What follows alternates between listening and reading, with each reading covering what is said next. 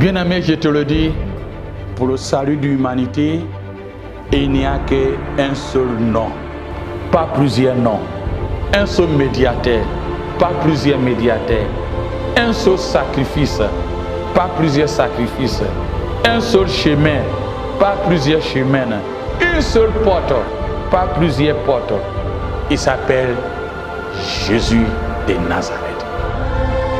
Alléluia, vous êtes encore sur votre émission préférée. Aujourd'hui encore, par la grâce du Seigneur, il a permis que nous soyons ensemble. Nous allons entretenir un thème qui dit « Moi aussi, je suis un prophète comme toi. » Moi aussi, je suis un prophète comme toi. J'ai tiré ça dans 1 Roi, chapitre 13. 1 Roi, chapitre 13. Le texte est long, compte tenu du temps. Je vais paraphraser. C'est chapitre 13, verset 1 à 32, mais je vais paraphraser. On va lire certains versets et sauter sur certains. Verset 1 à 5 dit ceci. Voici un homme de Dieu arriva de Juda à Bethel par la parole de l'Éternel pendant que Jéroboam se tenait à l'autel pour brûler des parfums.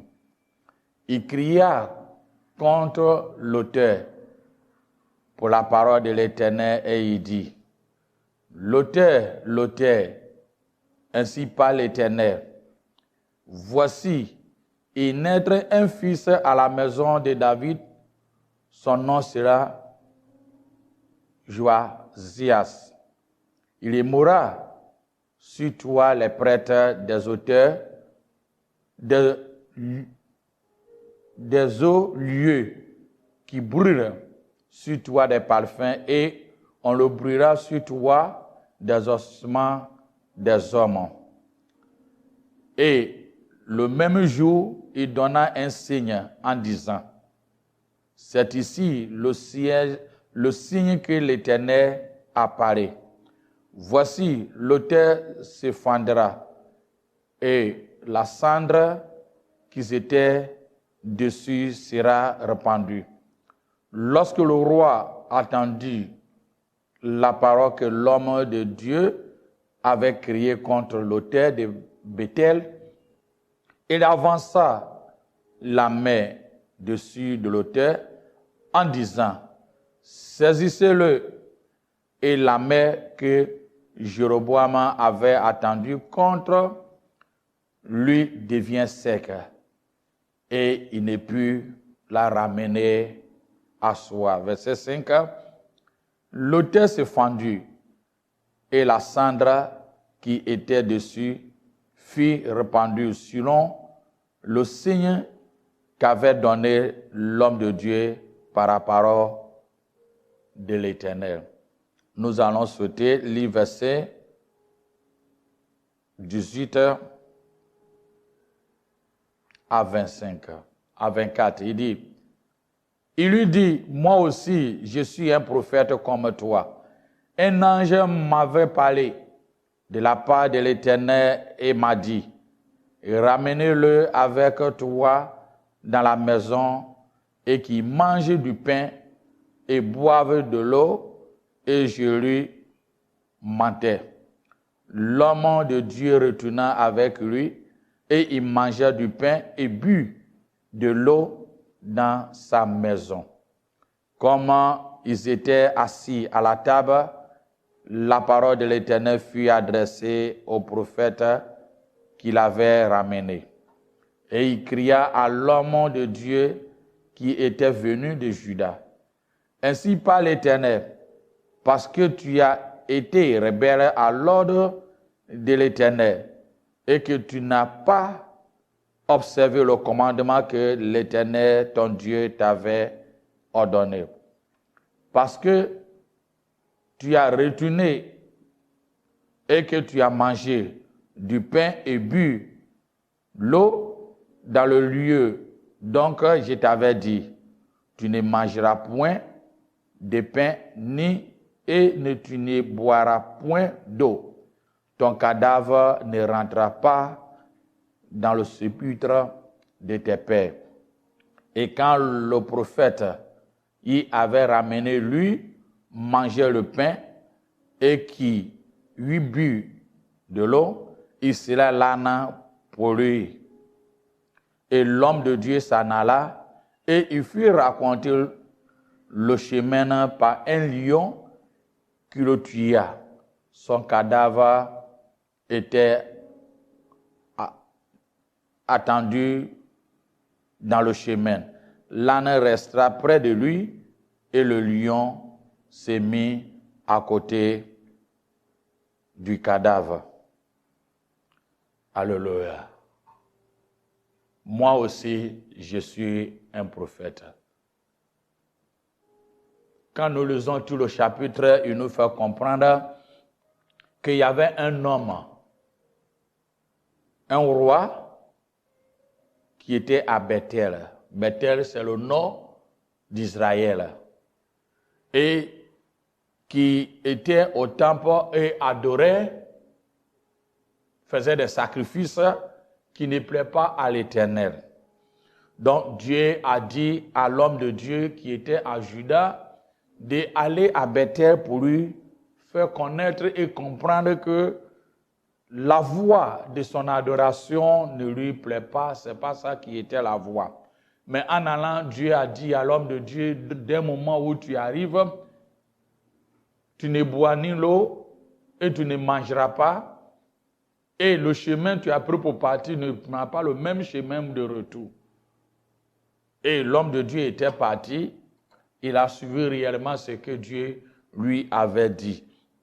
Et le roi était fâché et il voulait mettre sa main sur l'homme de Dieu pour le faire tuer. Et la parole nous fait comprendre que la main du roi était devenue sec. Il fallait que l'homme de Dieu prie pour lui, pour permettre qu'il recouvre sa vie normale. Alors le roi a voulu qu'ils mangent ensemble, mais l'homme de Dieu a refusé selon ce que la parole lui a dit. Et il a pris un autre chemin à son tour. Mais dans cette vie de Bethel, il y avait un prophète qu'on appelait le vieux prophète, la Bible n'a pas dit son nom. À ce moment-ci, ses enfants étaient là et ils ont vu le signe qui était passé. Et ils étaient partis raconter à leur papa. Leur papa a dit où il était passé. Et effectivement, on lui a indiqué la voie où l'homme de Dieu a pris. Il sera son âne et il était parti à sa recherche. Lorsqu'il était arrivé, il a trouvé l'homme de Dieu sur son chemin assis, sur un arbre, et le vieux prophète lui a fait comprendre que l'ange de l'Éternel m'a dit de retourner avec moi et nous allons manger ensemble. Alors l'homme de Dieu a fait demi-tour et il est venu. Au moment où il mangeait, où il buvait, à ce moment-là, il était, comme on appelle, le malchance était arrivé. Lorsqu'il mangeait ou il buvait, le même homme de Dieu, le vieux prophète qui lui avait dit que l'ange de l'Éternel m'a parlé de venir manger, a prophétisé en disant, l'Éternel me dit, parce que tu m'as désobéi, au retour de son chemin, tu seras dévoré par un lion.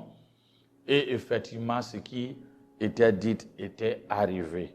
Donc, au cours du chemin, les gens ont appris ces nouvelles et ils étaient venus voir, dire à l'homme de Dieu, le vieux prophète. Et le vieux prophète était parti prendre les caracasses et il était venu, il a donné l'instruction à ses enfants et on a enterré l'homme de Dieu à son propre tombeau.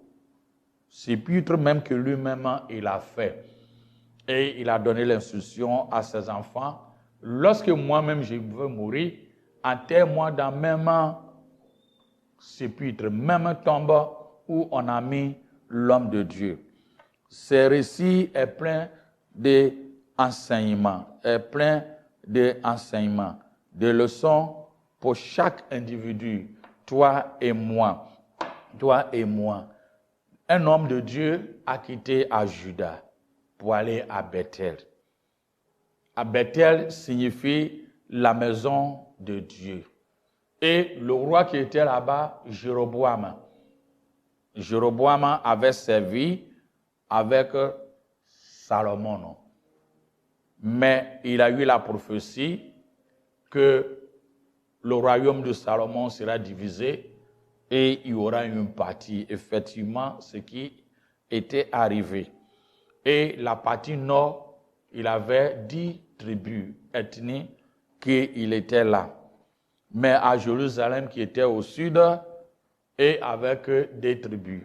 Donc, au lieu de laisser le peuple, comme le pays est divisé, de venir à tout temps à Jérusalem pour adorer, il n'a pas voulu, il a constitué ou il a construit un autel d'un veau pour permettre que le royaume du Nord adore là.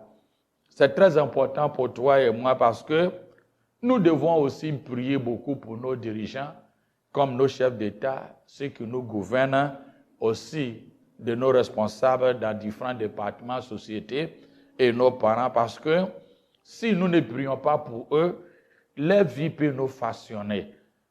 Vous voyez le royaume du Nord, le roi, on peut dire au président maintenant, n'a pas voulu que le peuple descende aussi pour adorer.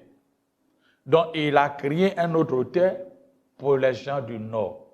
En faisant ça, les autres, la génération pourrait revendiquer, mais au fur et à mesure, il y aura le refroidissement.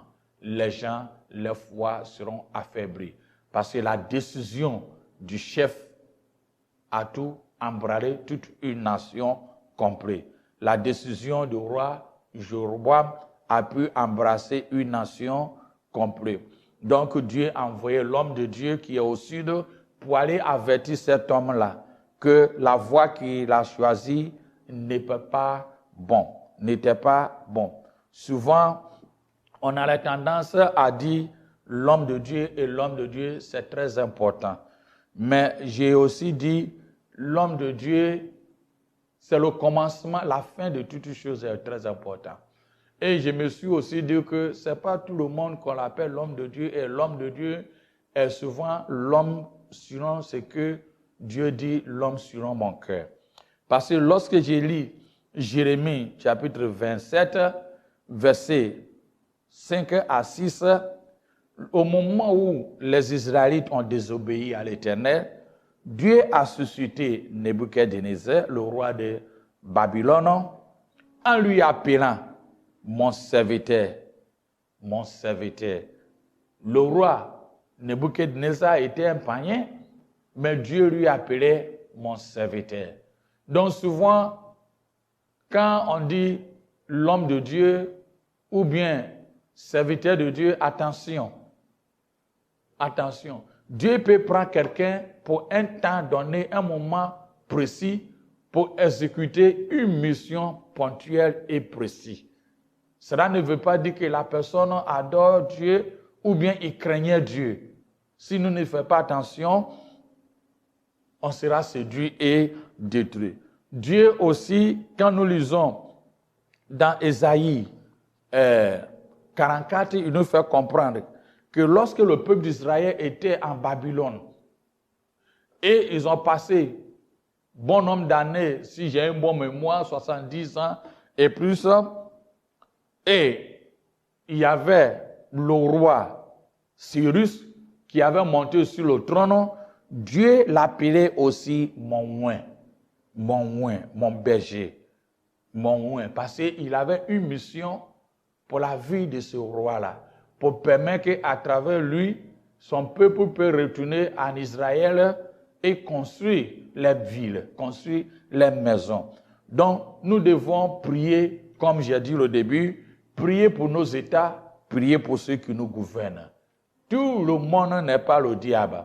Dieu peut utiliser à quiconque ce soit pour accomplir une mission définie et complète. Donc, Dieu appelait Cyrus mon oint. Dieu peut appeler quiconque son oint ou son serviteur pour accomplir une mission donnée. Une mission donnée. Donc, lorsque l'homme de Dieu était parti, où il a dit à ces choses à le roi Jéroboam, et Jéroboam l'a appelé en disant, viens, vous allez manger avec moi. Vous allez manger avec moi. Il lui a fait comprendre que l'Éternel m'a dit à ne rien manger et à ne rien boire et à ne même pas prendre la voie duquel j'ai pris pour venir. Donc si tu me donnes tout ce que tu as, je ne voudrais même pas accepter. Le roi lui a laissé. Mais au cours de son chemin, il y avait le vieux prophète, ses enfants qui étaient là, qui ont vu les scènes, ont parti raconter à leur papa. Je vais vous dire une chose. Tout ce qu'on fait sur cette terre, tu ne peux jamais se cacher. Celui qui pense qu'il peut se cacher, il a menti. On peut voir. Et tu dois comprendre que quand nous sommes sur cette terre des hommes, il y aura de la jalousie. Il y aura des jalousies en famille, jalousie au foyer, jalousie parmi les enfants, jalousie dans le ministère, jalousie même au coup politique. Il y a la jalousie partout jusqu'à ce que, et ça restera jusqu'à ce que Christ même revienne. Donc lorsque les enfants du vieux prophète a appris ça, il a dit à ses enfants, c'est moi mon âne. Et il est parti croiser l'homme de Dieu en chemin. En croisant l'homme de Dieu en chemin, il lui a dit, l'ange m'a dit de venir pour que tu manges. Il lui a dit, verset 18, moi aussi je suis un prophète. C'est ça, nous devons faire attention. Moi aussi je suis un prophète. Un chrétien à quiconque ne doit pas avaler et accepter quiconque vient vers lui en clamant, moi aussi je suis un prophète. Il peut ne pas dire, moi aussi je suis un prophète, mais il peut dire, moi aussi je suis un chrétien, moi aussi je suis un homme de Dieu. Souvent, quand les gens aiment duper des gens, d'un moment où il vient vers toi, dans son introduction, la première chose qu'il dit, moi aussi je suis chrétien, moi aussi je suis un homme de Dieu, moi aussi je suis ceci, cela.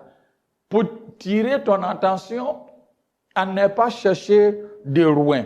Mais l'homme de Dieu, lorsque le vieux prophète lui a dit, moi aussi je suis prophète, l'ange m'a dit de venir et manger, il n'a pas eu le discernement. Ma prière pour ce moment à quiconque en train de m'écouter est ceci. Que Dieu donne le discernement à ceux qui m'écoutent, et surtout les hommes de Dieu. Que Dieu leur donne le discernement, afin d'avoir à discerner et à comprendre tout ce que nous apprenons.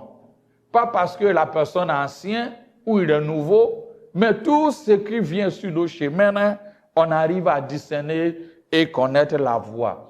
Si l'homme de Dieu connaissait, avait le discernement, il allait sur que Bethel était la maison de Dieu.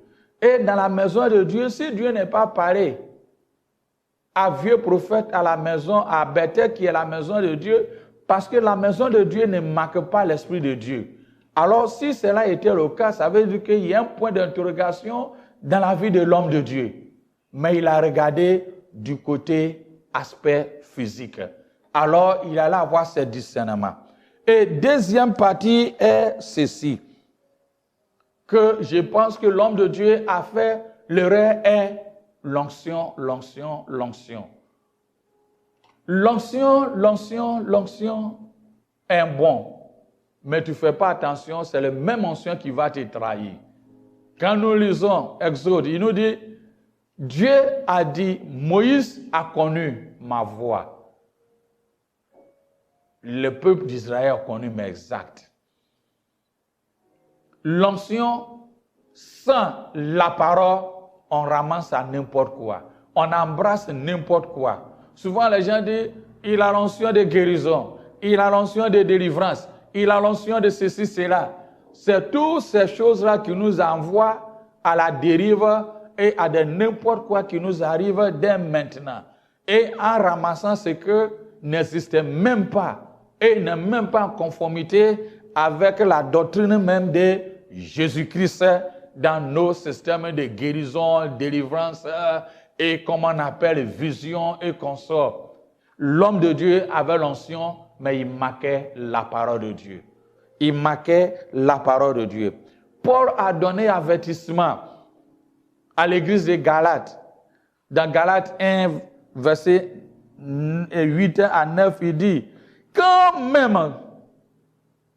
un ange du ciel annonce un autre évangile que celui que vous avez prêché, qu'il soit anathème. Nous l'avons dit précédemment. Et je répète à c'était ici. Il dit, s'il y a un ange qui soit anathème, si quelqu'un vous annonce un autre évangile que celui que nous avons prêché ou vous avez reçu, qu'il soit anathème. Anathème en grec veut dire anathema, qui signifie livrer au malheur.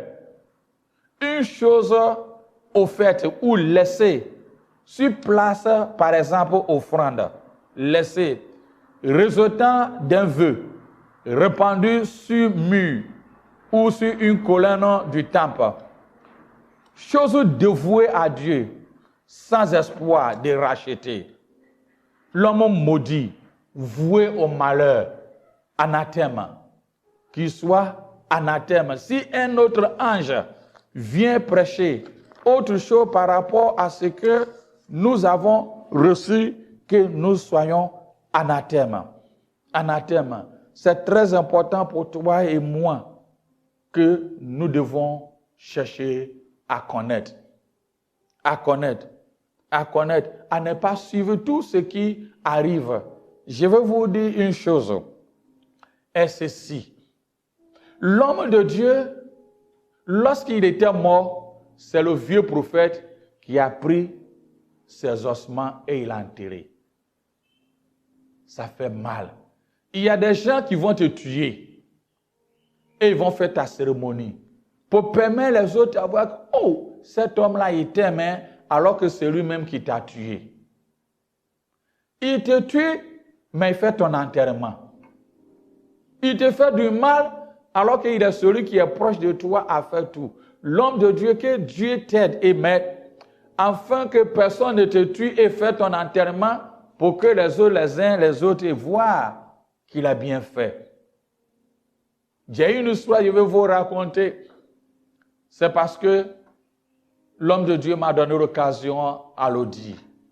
Et les concernés ne vivent pas pendant 3 ans. C'était l'un de nos pays, mais il parle en portugais. On était partis au States ensemble faire l'ordination des évêques et des autres pasteurs. À peine de sortir, on était invités, à une famille nous invitait. Et lorsque nous étions partis pour manger, on était là et je voyais mon frère, l'homme de il rentrait dans la cuisine, il rentrait partout. Il dit, mais attention, nous sommes des étrangers. Et puis on t'invite, tu rentres dans la cuisine, tu fais... La femme vient avec le casserole manger, elle ne savait pas quoi faire. J'étais gêné. Parce que je me suis dit, étant étranger, il faut savoir quel comportement faire. Et le mari de la dame qui nous a appris m'observait et il est venu, il dit, laissez l'homme de Dieu, le pasteur, ici là, c'est chez lui. L'évêque là, il peut faire ce qu'il veut. Il peut rentrer demain. Il dit, mais qu'est-ce qu'il a dit? Hey, lorsque j'ai marié ma femme, 2 ans après, ma femme était devenue forte. Et je la ramenée au pays. Et quand je la ramenée au pays, c'est sa soeur qui la soignait. Pendant 3 ans, on cherchait des guérisons par-ci, par-là, on ne trouvait pas. Je veux couper le cou. Sans le savoir que sa propre soeur qui l'amène au camp. Prière en prière là, c'est elle qui était à la base. Toi, tu es parti, marié, nous on n'était pas mariés. Et on a fait des enfants.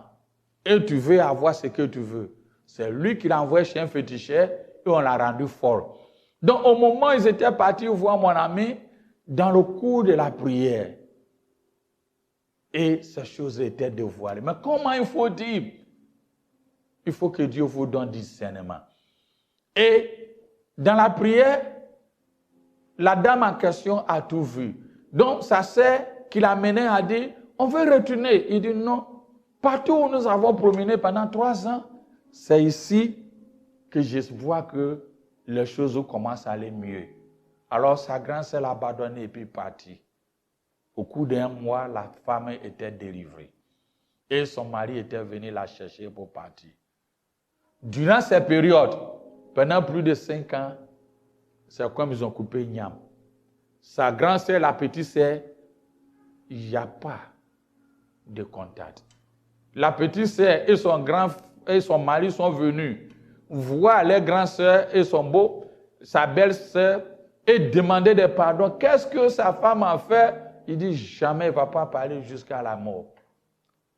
Le monsieur disait qu'il a envoyé même une voiture, un minibus de 32 places, puisqu'il faisait les navets, il faisait venir des voitures et vendre tout cela, pour que sa grand-sœur prenne donner à sa mari. Et il y a un pour le permettre à faire marcher des niettes. Vous voyez, il préférait marcher avec sa sœur et le tuer en douce. Bon nombre de personnes peuvent marcher avec toi et de te tuer en douce. C'est très important pour toi et moi, dans ce monde où nous sommes, et à voir à qui nous devons suivre comme conseiller. Moi aussi, je suis un homme de Dieu. Moi aussi, je suis ta sœur. Je suis un prophète. Je suis ceci, cela. Il y a eu le cible, le vieux prophète, la jalousie. Moi, je n'ai pas eu les renommées. Et toi, tu vas avoir les renommées. Ces choses nous arrivent partout. Même, il y a des hommes de Dieu. Aujourd'hui, ils ont perdu la mission. Parce que quoi? D'un moment, ils ont commencé à faire l'œuvre de Dieu. Ils sont mariés. La femme est devenue maman pasteur. Elle ne faisait rien. Elle croise les bras. C'est des jeunes filles qui viennent à gauche et à droite à l'église. Moi aussi, je suis une sœur qui prépare manger pour les maris, qui rentre dans la chambre pour faire certaines choses. Et finalement, quelle nourriture on donne au mari? Marie a envoûté ce qu'il ne faisait pas auparavant, ce qu'il faisait. D'autres, c'est des maladies. Ne laissez jamais rien et personne à interposer entre ce que la vision que Dieu vous a donnée. Si Dieu même a dit une tierce personne, permet que le même Dieu qui t'aime là te dit, bon nombre de personnes ont perdu leur foyer parce qu'ils ont eu des intrus. D'autres aussi, c'est des maladies qui sont rentrées dedans. D'autres aussi, les regrets par-ci, par-là. Moi aussi, je suis un homme de Dieu. Moi aussi, je suis un prophète.